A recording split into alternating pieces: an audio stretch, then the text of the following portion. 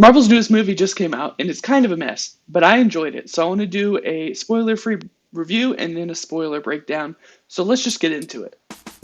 Captain America Brave New World is the 35th movie in the MCU. It's the fourth Captain America movie and the first Captain America movie to star Anthony Mackie as Captain America. It's also his first MCU film he has been the star of. I would give it a 7 out of 10 with my liking of the MCU. But I do think people that don't know or like the MCU as much will think it's a bit lower based on what's needed to follow the politics and lore of what happens. This movie is a political thriller in the MCU, and it's overall really intense. It follows a few people, including a lot of Sam Wilson and Joaquin Torres, but one of my favorite parts of the movie is their interactions with Isaiah Bradley, who's introduced in the Falcon and the Winter Soldier TV show. The performances were very heartfelt, and it's a large reason why I liked the movie. Other than the parts of the movie with these three, largely the rest of the movie was choppy. The reshoots and things like that did kind of come through, and looking back on it now, I can see maybe it wasn't the best thing that I thought it was while I was watching the movie. The plot still makes sense, and okay, it's not even a bad mess. I still had so much fun while watching this movie.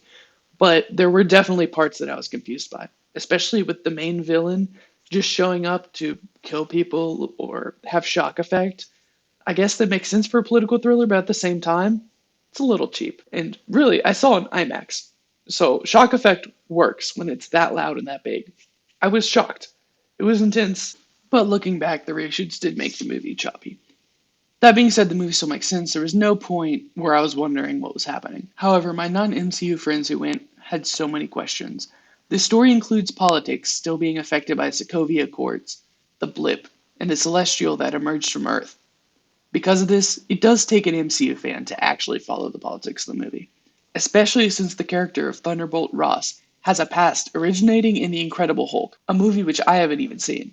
So if someone wants to understand all of the politics of this movie and all the lore behind it, what movies do they need to watch? What TV shows? Okay, here's the things I could see in the movie that would be important.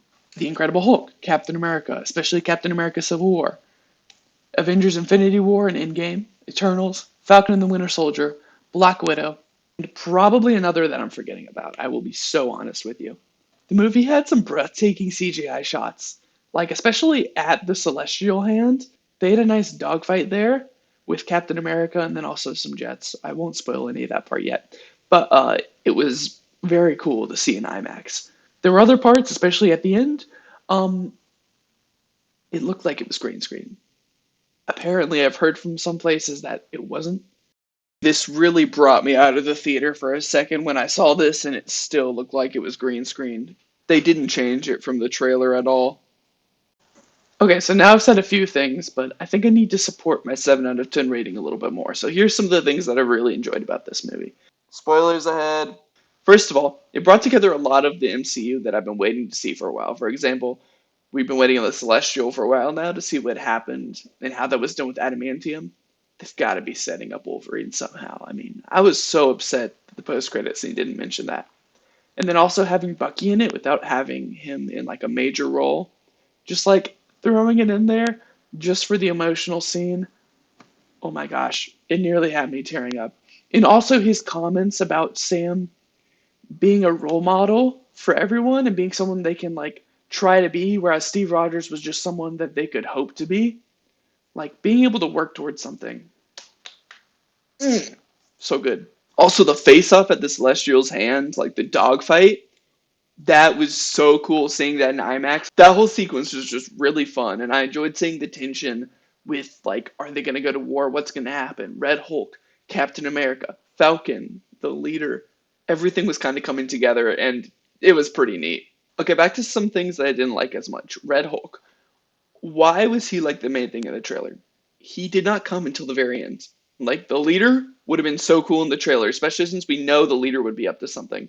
But like I get Harrison Ford, I get Red Hulk Harrison Ford, but it just didn't really work. I think it would have been better if like they had the leader in the main role of the villain instead of trying to pretend like Ross was the villain the entire time. Also, another MCU movie where the post-credit scene was just bad.